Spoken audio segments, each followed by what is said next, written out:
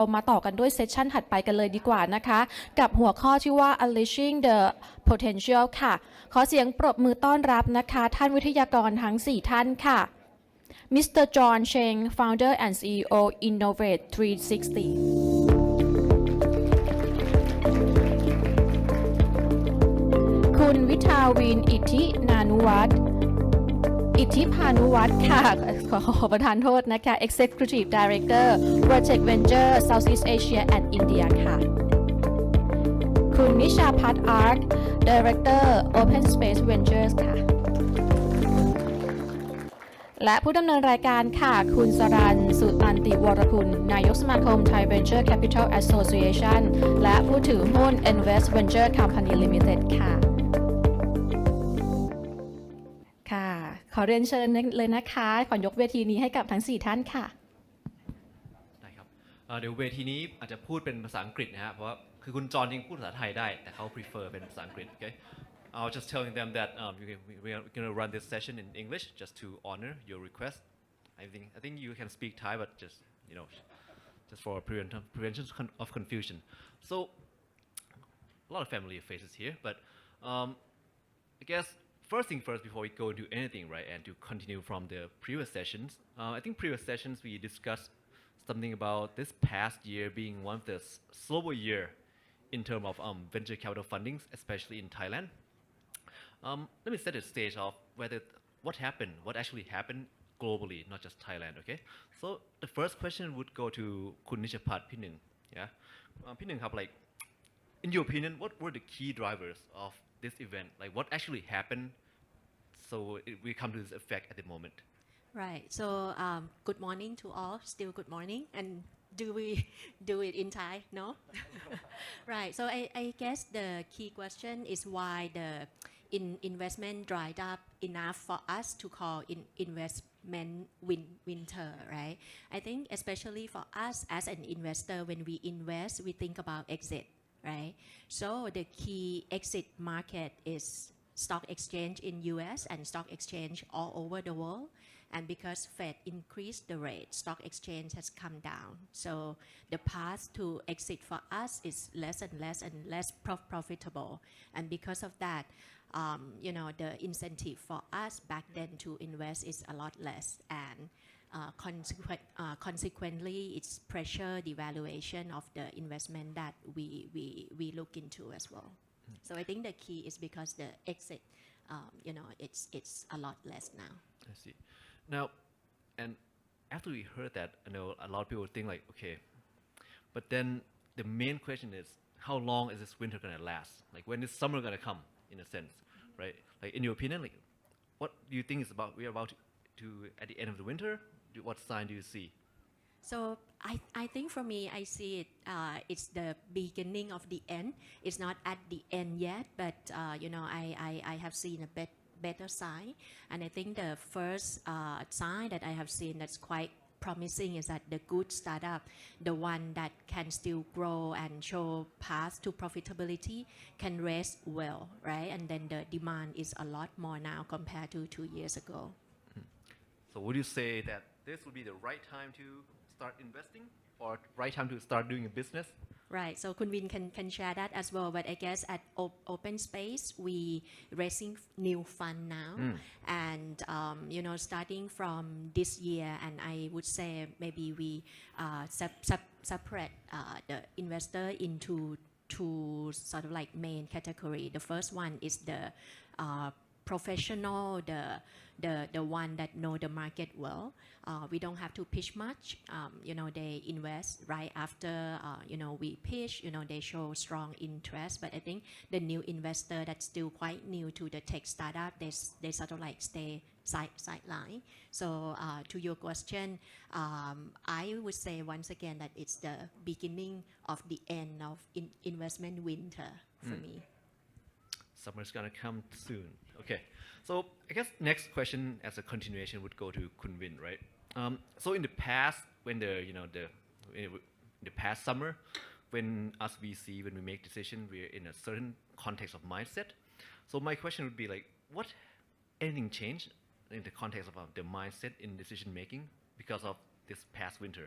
like what happened in the VC mindset when we decide to make any investment decision, any factors that change, any emphasis that we put more emphasis on when we make decision?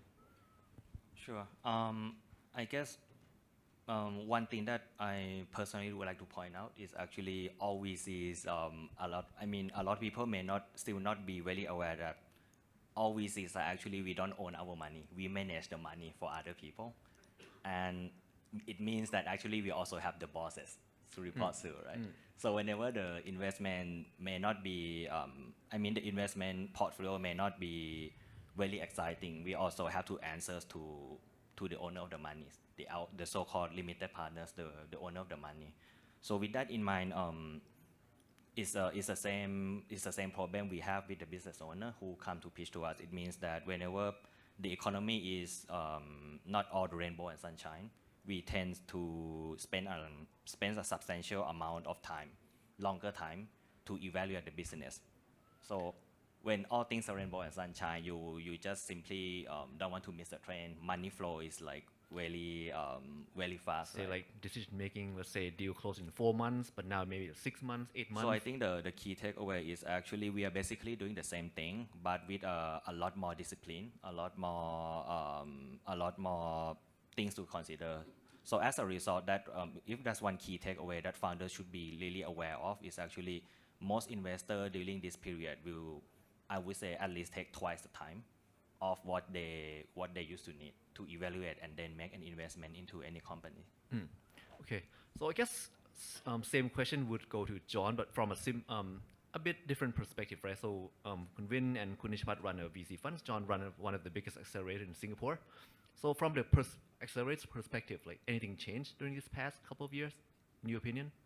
So actually, I just wanted to say, so we're an accelerator and also a VC, and we also do invest our own money as well in the startup. So when we look at investments, I think we always look at the tech and the commercialization, viability of commercialization, and whether or not the startups are able to scale their business. Is that something that we strongly look at? I guess it's also because how we started as Innovate 360 really was because it was a spin-off from our traditional business. So we really wanted to find startups that we could invest in, that we could actually help them to scale. And so I don't think that has changed since the winter has started. But I think we are a little bit more cautious as well. Because of the macro environment that's happening out there, startups runway has short. Startups are trying to lengthen their runway, especially because finding funding is a little bit tough right now. So we're also cautious on that because we don't want to invest in startups that are half dying or going to die soon. Yeah. So we have to take that special caution. But I guess in terms of focus, we are still doing what we're doing, and we are also looking at how strong they are able to commercialize. Yeah. I see. So Concern, if I may add to that, Please, to what please. Kun Vin and Kun John said, right? I think the change in VC, when we look at deals that I have seen, to Kun Vin points as well, that the speed, we don't have to rush into the deal like what in the past, because in the past 2 years, not only Southeast Asia based VC going into Southeast Asia deals. There are like US investor coming into Southeast Asia, and then somehow the way they did the deal is so fast. The valuation that they paid, it's unreasonably high. upper end, I would say. Right, and because of that, startup have to do the down round now, right? So I guess to Kun Vin's point, I think now the atmosphere and the situation is more calm. People look into deal with, what is the real value prop of the deal, the team, and then, the solution, instead of just rushing in. FOMO and rushing. So I think we all heard of FOMO, right? Fear of missing out. But last year is JOMO, joy of missing out. Okay. So I think the previous sessions, I think some of the panels mentioned that the way VC manage portfolio, existing portfolio, is also affected with these previous conditions. So let me jump to Kun Vin a bit. Like, can you share like what actually happened from what you've seen? Again, I think most of the work we do remains quite the same, but people are more cautious. So if I have to point out one thing that we may emphasize more, is actually it goes back to the previous question when we mentioned and agree that most investors will take longer time to evaluate and why the money. And a lot of startups are growing on a so-called runway. In exchange, because startups are not SME. So in a nutshell, they are operating at loss in exchange of tapping into the market or accelerate the product development like at a faster pace, right? So most startups are actually running on a thing so-called runway, meaning that you have certain amount of cash in the bank, but you're losing this amount of money every month. So they're on a lifeline in a way. And because of the funding winter, investor may take up to 6 months before they wire the money. In the past, it could take 3 months and then the money is in. So I think that's really, really important to keep in mind. And founders should know, but also we as an investor who are on the board have to do a more careful job to remind the founder to plan ahead. Say, usually you could go out and raise fund when you have, say, 6 more months of runway. Because you could, if you could do it right, you could get the money in 3 months. Now all investors may take 5 months to wire the money. So you have to start fundraising process very, very early on and be very, very careful with the runway. So I think that's the thing that's important to note. Yeah. I think I just wanted to echo Kun Vin as well. It's really important to actually estimate your own runway and project how far you can go with your current burn rate. I think that is really very crucial at this point of time.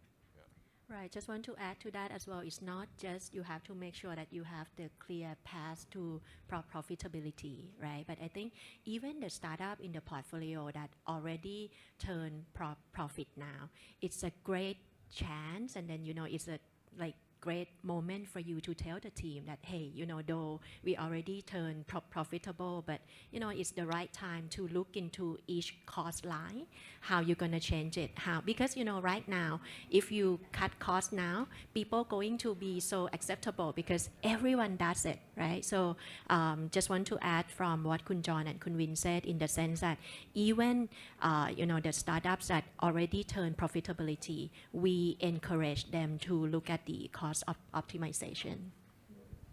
Okay, I think earlier Kun Nishpat mentioned that one of the costs of the funding winter is the exit market that kind of shrank in a sense. So what do you see now? Like, what are the exit market like? Do you think it's going to change from now onward, or what has changed so far? Right. So I think this year, though people still talk about exit as being listed in stock exchange, Thailand or Singapore, I think it's doable, right? But it's not going to be anytime soon, because you have to show a good profit to get good PE and good valuation. But I think the other exit part that I have seen a lot more this year is M&A and trade sale, right? We can look into super big sector like logistic, e-commerce, enabler. You will see the news and you will probably heard of the discussion of the consolidation. So I think, just want to answer to your question in the sense that the usual exit that people talking about being listed, apart from that, this year we've seen a lot more of the discussion and the execution of trade sale and M&A.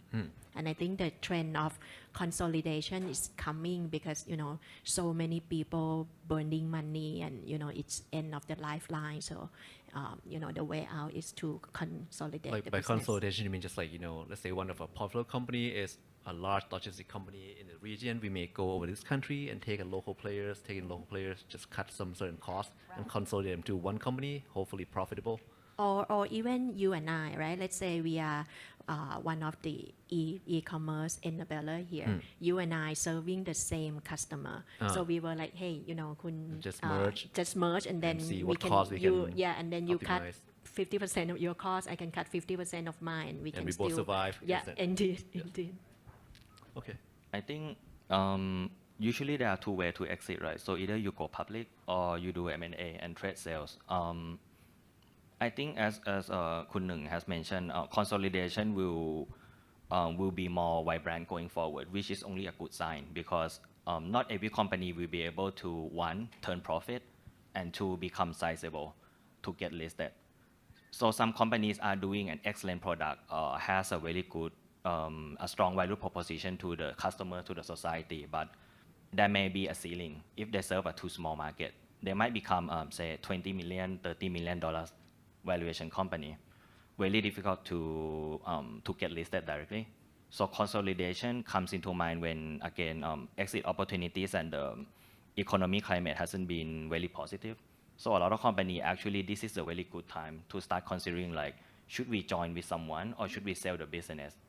And then consolidate into a larger entity which has a higher chance of successfully getting IPO as a stronger and larger company. So consolidation that gonna happen more often over the next few years. I think it is actually something that Thailand has been needing. So I think that's a point that we should be looking forward to rather than just, smaller companies merging with each other. It's actually very meaningful to the whole ecosystem, I think. Yeah, and I can I just add to that, right? Because the original of open space venture came from this as well, right? One of our partner, he founded Asian Food Channel, and then he sold, right? And then part of the proceed that he sold, he set up the fund. And to convince point, for the consolidation, the founder can get some cash. You can set up your own fund, or you can set up the new company, right? And I think if we look into the history during tough time, like the crisis, Airbnb, Square, these guys born from the tough time, right? They got let go from the big company, and they were like, looking at each other. We are so good. Why don't we set up a company? Or they have a smaller company, and then tough time they sell, and part of the process they set up a new company together. Okay. Otherwise, I'll just go to the next question. And this question would specifically be addressed at Kun Nishapat and Kun Vin. Then I'll save the best one for John afterward. So from my own observation and from the data I see, let's just call it regional investment in this region. So I noticed that the hot market for VC at least seems to be Singapore, Vietnam, Indonesia, and since Open Space invests in all regions, especially in Southeast Asian regions, I'm just wondering why. What characteristics or what traits do you see in those countries that attract capitals from VCs the best? Right. So maybe I touch base on Indonesia, and can you do Singapore, or Sure. you can pick, right? I think Indonesia is easy to see why it's going to be big exit, right? They have 270 million people. Once they launch the app or launch anything, the download it's a lot faster than us. So I think that's really the key. That's the first one, the size of the market itself. And the second one is Indonesian has shown a lot of good exit. Open Space, we are the first institutional check into Gojek. We were in Gojek board since Series A, right? And then Gojek exit at 39 billion USD, right? It just that kind of exit. It's not only Gojek. We have that kind of exit in Indonesia, 10 of them. So as an investor, it's the market that's so attractive. As entrepreneur, it's the market that's so attractive that, hey, you see someone doing startups and can exit at 39 billion. You see someone doing startup and can turn to be Minister of Education, which is the founder of Gojek, right? I think both investor and startup, Indonesia has been quite attractive. But having said that, the drawback in Indonesia is the competition is huge. It's not like this in Thailand that, for example, moo, right? Milk, the culture milk that you were doing. In Indonesia, you have more than 10 competitors at the same time. In Thailand, you're so standing out, right? You're Kun Oyo, so many things that you've done as well. They are not that kind of competition, right? So though Indonesia, like when you look at it quickly, it could be more attractive, but everything in life has good and bad side. The competition there is extremely fierce. Well, a lot of people would always compare between countries. I think we have to point out the facts and the opinion, like set apart first, right? So for the fact, as Pinung say, Indonesia is and will always be a different animal. 270 million population, not to mention like their population is still relatively younger compared to Thailand. Median or average age for us is almost 40. While our neighbors like Indonesian and Vietnamese are still somewhere close to 30. Not to mention Philippines, they're still in their like mid-20s. Population-wise, the change in the GDP, the age of the population, all these factors come into play. And so when from outside in perspective, like from regional investor or even global investor looking at Southeast Asia as a whole, Indonesia will always be the largest. When you talk about the excitement of the growth in the local economy, it's always about, the buzz will always be about Vietnam and Philippines. Thailand, somehow we are actually the second largest economy, but we don't have that kind of like appeal, like one thing that we stand out compared to other countries. So we have to admit that these are the facts first. So for me, I'm less concerning about how many unicorns we have to produce. We have our own limitation, we have our own strength. So it's about building our own story, and we got to start somewhere. So when we talk about exit, right? So for me, the upcoming consolidation between the startup, whether it's 20 mil, 50 mil, let's do it. We got to start somewhere small and build from it, rather than trying to compare to others. Like, okay, there are this many unicorns in that and that market. So Thailand is Thailand, and we got to build our own story. I think. Sorry, I just wanted to just kind of add on a little bit. I mean, share a little bit on the Singapore perspective. I think, Singapore is a very small market, and as where we look at helping our startups, it's always about thinking of how do we help our startups to scale beyond Singapore. And so very, very early on when they start their business, it's really thinking about globalizing, regionalizing as well. So one of the things that attracts Singapore, as I guess investors to Singapore as well, is that it's easy to do business there. To set up a bank account or to set up a company takes at most 2-3 days. It doesn't take that long. And then if you are looking for investments, there is quite a bit of family offices there. I think the statistics was, last year there are 700 over family offices that just set up in Singapore. How many? 700 family offices, and it's where a lot of the investments are. Sometimes, for example, when some of our startups want to meet certain people, for example, Hai Di Lao, it's easy to just catch up with the co-founder of Hai Di Lao at a Burger King, just along Orchard Maybe Road. right next door. It's just nearby, because Singapore's such a small city, right? It's just you just meet him on the street near. It's easy to connect in Singapore. But also I think regulatory as well helps, and a very close government and public-private partnership occurs in Singapore. And I think that's some of the success factors that make Singapore quite attractive for VCs and Now that startups. what you say is quite interesting. I just want to elaborate on that a bit. So since you mentioned the role of the government regulators in supporting the growth of the ecosystem in Singapore, can you share like certain observation that you see in Singapore that Thailand can learn on and make improvement? Just 1 or 2 bullet point would be good. Okay, so I guess maybe related to kind of letting the government also know what can be done better here. I think in Singapore we have a program that has I guess one of the issues is how do we get more early stage startups to come about, and then that kind of attracts investments as well, right?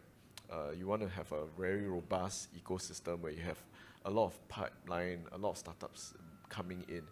And I think one thing that maybe can be done here would be perhaps looking at co-investments between the government as well as VCs or investors who are looking to invest in to startups. improve like the capital efficiencies that people invest in startup in a sense. I guess in a way it's that as well as like trying to de-risk the earlier stage investments by having co-matching with government grants, or not government grants but government equity. Yeah, so that would be something that I think might be very interesting here. Okay, sounds good. But just to give certain fairness to government also, so a lot of people say that improving the ecosystem is the government role, and if the ecosystem is not growing, it's the government's fault. But from our perspective, is that true? Like when you invest in Vietnam and Indonesia, are they that supportive? Are the government just pushing everything to help the startup? You notice that in Vietnam? I think that the very term of ecosystem already says it, that is everyone's job, right? So it's not just government. Government has a very unique role in setting up the right infrastructure, say in terms of the regulation, for example. But at the end of the day, we are talking about the new economy that's being driven by, I would say, younger generations. So we are talking about the need for more daring founders, including first and second generation founder that has to go all the way, create some exit regardless of the size. Again, we need some track record to build that momentum.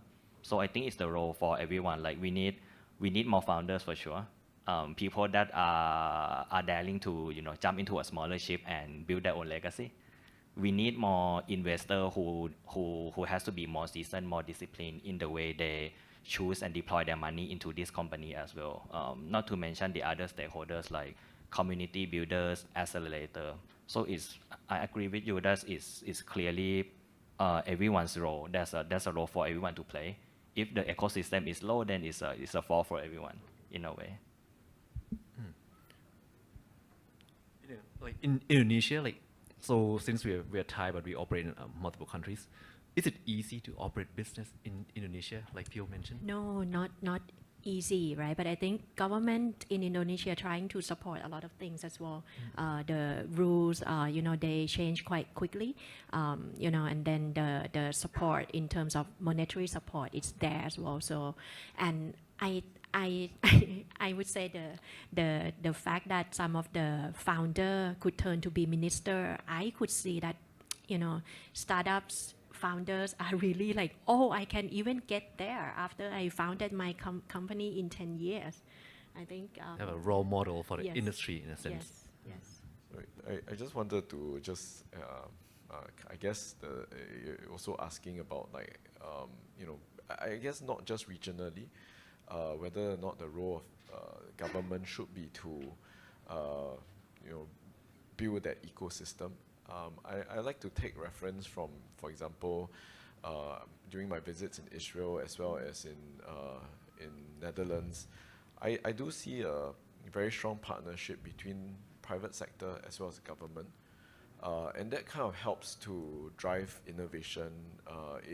It's also with the universities where you get a lot of the technology, the tech out. And then after that, they match it with people who are very good at commercializing. And I guess to the point, about exits as well, that's one way you can exit eventually through the corporates.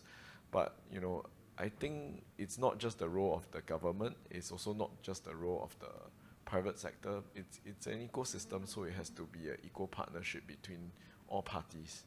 And then that's how, you'll be able to further strengthen and grow, and that's how I think Israel is like to me it's like a startup nation, because they are able to harness that ecosystem that is built not top down or bottom up, but everyone the right together. balance. That's right. Okay, I think we are bit short on time. So let's say if you were to give like one advice to any startup at this moment, what would it be? I'll just go from Pinin, Kunvin, and then John. So I just want to say that investors still want to invest. We raise more money. There are a lot more money to come to invest, but we really look for the solution that have the real answer to the big pain pain point, right? So it's real solution, big pain point. You know, it's still, I feel that compared to the other markets, we have less of that. Okay.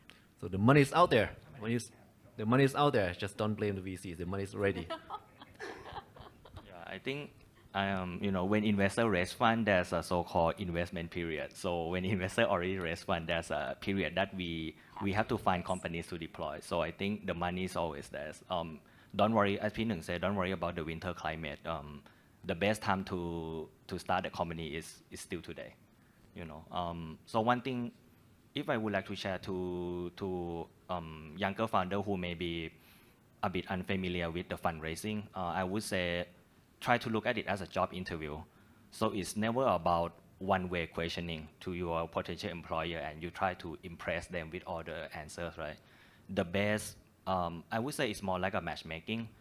So any employment that gonna last longer, usually it has to be a good match between both. So with this in mind, don't prepare yourself to just go in and answer to all the questions. Make it more interactive. Prepare yourself, you know, check the website of the investors you're gonna meet, who are the portfolio founder they used to invest. Can you reach out and ask for some feedback? Do your diligence, and then when you walk into the door to pitch, make it interactive. Investors, everyone will always be impressed with the quality of the questions you ask back.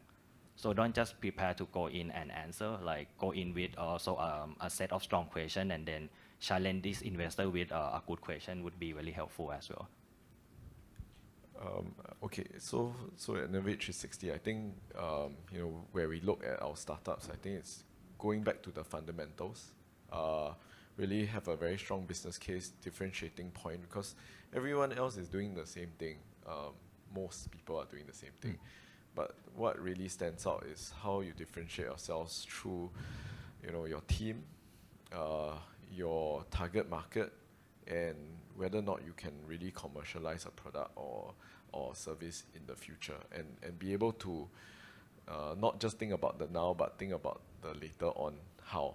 I think that will actually help you survive the winters, but also you know, whether or not you're raising funds is, you know, about survivability also. I think it's also about your fundamentals that will help your business to survive with external funding or internal funding. Essentially, the fundamental business is to make profit. Yeah. That sense, right? True. And That's this true. time is more important than ever, in a sense, right? You survive this moment. If your competitors die, you'll be the only one standing. Yes. Okay. Sounds like a plan. Okay, so we have around a couple minutes left, so I'll be opening the floor to take questions from the audience in this room, or whether it's a question from online. Can be both Thai. Can be both. Thai is fine. I'll do a translation.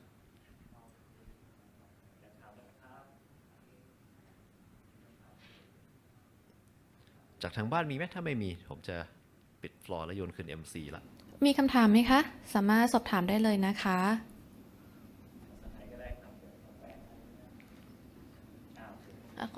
ขอไมค์ด้วยค่ะ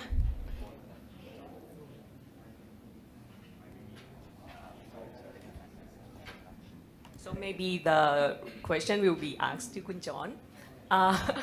When I think that you've been around in Thailand for a while, and if compare like the Thai ecosystem between last maybe 3 years or 5 years, and compared to now, like what you see different? I guess our exposure in Thailand goes back to so prior to this I have a family business. So my family business, we have set up facilities in Thailand also. I think Thailand is always a very attractive market for us because of its proximity to the regional markets, and also because in terms of cost, in terms of relatively ease of doing business here, there is and I think it's also the culture of work. I think it makes setting up businesses here quite ideal. And then in terms of startups, I think it's still growing, especially because, you know, at Innovate 360 we focus on the agri-food tech startups. So, you know, whether or not it's Singapore or Asia, or Thailand, I think it's still very early stage, still very nascent, and that's where there's still a lot of opportunities for us. And you know, I guess also fortunate to meet both of you, you know, seated here as well.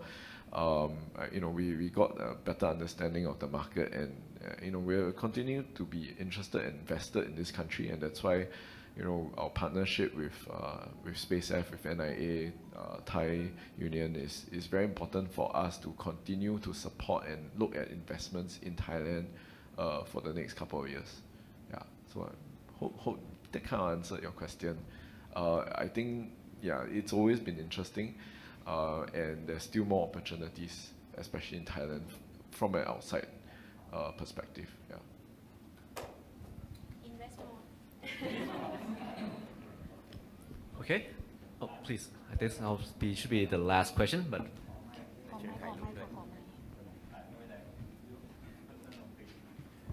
Hi, just a quick question for the panel in general. What's your opinion on startups that have exited IPO and continue to lose a lot of money? Do you think that becomes a concern for people who are, you know, kind of going towards that direction as an exit? Thank you.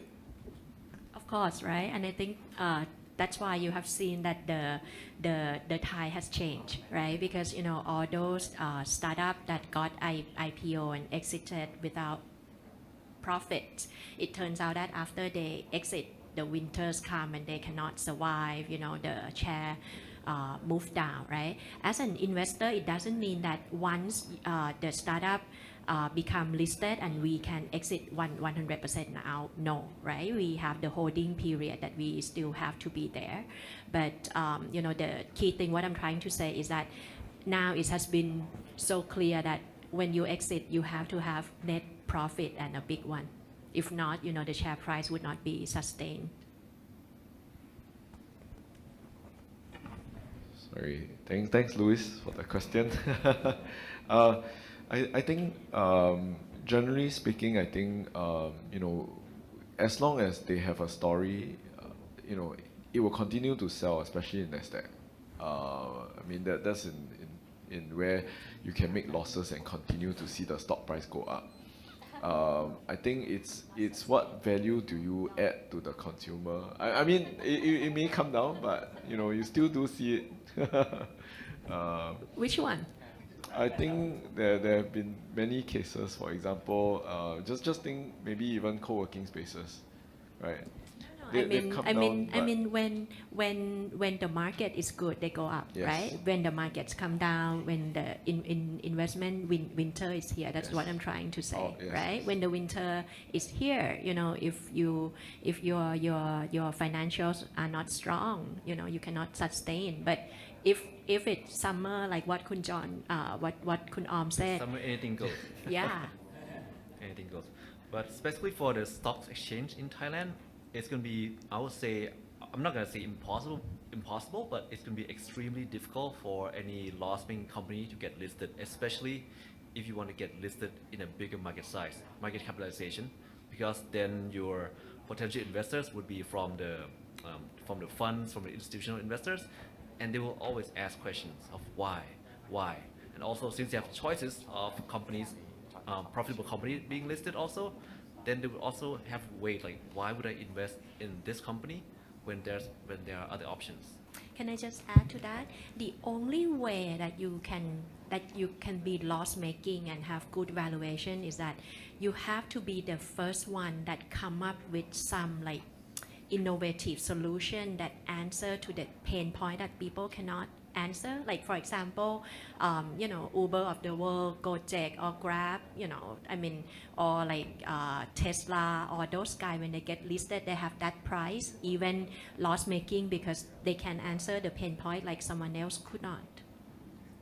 Okay. Probably a good thing to keep in mind is most investors here, especially retail investors, are not that sophisticated yet. I mean, we are going there, but imagine Thai people trading the stock, right? Compared to the people in the US, they are way more familiar with, I mean, they're more familiar with tech company getting listed without making profit.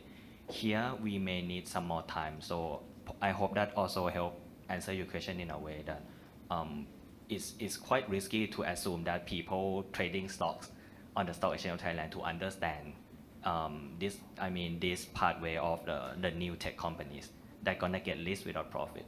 So we also need the market to develop as well. So it may take some more time, I think. Okay. Well, perfect. I think we are right exactly on time. Excuse me, over there still have another questions. Okay. Can do a short just question. two quick questions. One is for P Nung. I heard that you said you have raised more and the money is right there. So which industry or which area of technology are you is attracting to you to invest? And another question is for all the panels. What are the factors for early stage startup who need seed fund or pre-series A? What are the factors that make you invest in them, even though they don't have the prototype yet or anything ready to market yet? So maybe quickly for me, right? OSV Open Space, we are right now raising fund 4 of 300 million USD. We're going to do the first close soon. So it means that more money to invest. We focus in Series A and Series B, sector agnostic. Sector agnostic meaning we invest in all the sector, but Southeast Asia based startup only. To your question, what we look for is not we say it's going to be sectorial is going to have to be this or that, right? I think, again, being sector agnostic, you invest across the sector.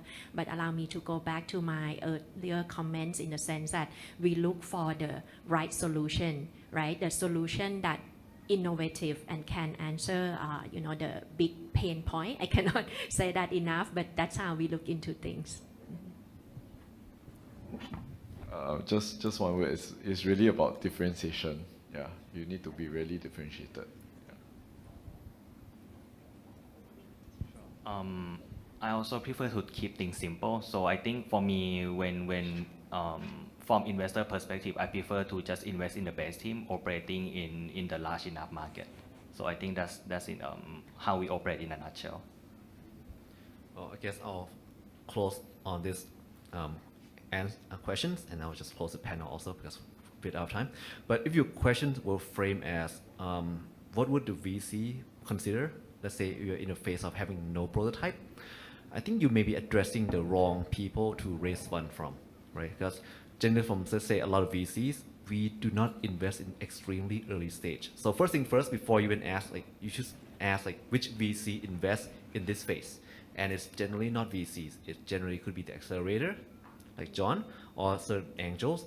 And they probably have certain kind of framework in analysis, same as the VCs, but a lot of it is going to be a function of how competent you and your teams are.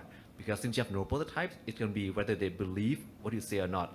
And their belief is a function of many things. And one of those things is your experience, past experience, and your team experience integrated together into something that can have some trust on it. Okay, maybe this team can actually deliver this value that I perceive to be of something valuable. Okay. Now, I think that should be the last question considering the time. So thank you a lot, the team, and thanks for the panels. It's an honor. I'll pass the mic back to MC.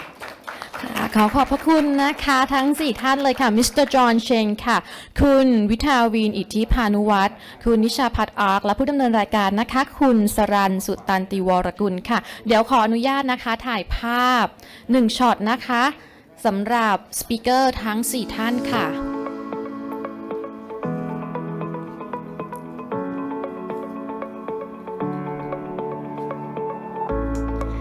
เดี๋ยวขออนุญาตเรียนเชิญนะคะท่านรองผู้อำนวยการด้านเศรษฐกิจและสังคมสำนักงานนวัตกรรมแห่งชาติองค์การมหาชนค่ะคุณวิเชียรสุขสร้อยค่ะร่วมถ่ายภาพกับสปีกเกอร์ทั้ง4ท่านบนเวทีขอเรียนเชิญค่ะขอเสียงปรบมือต้อนรับท่านด้วยค่ะ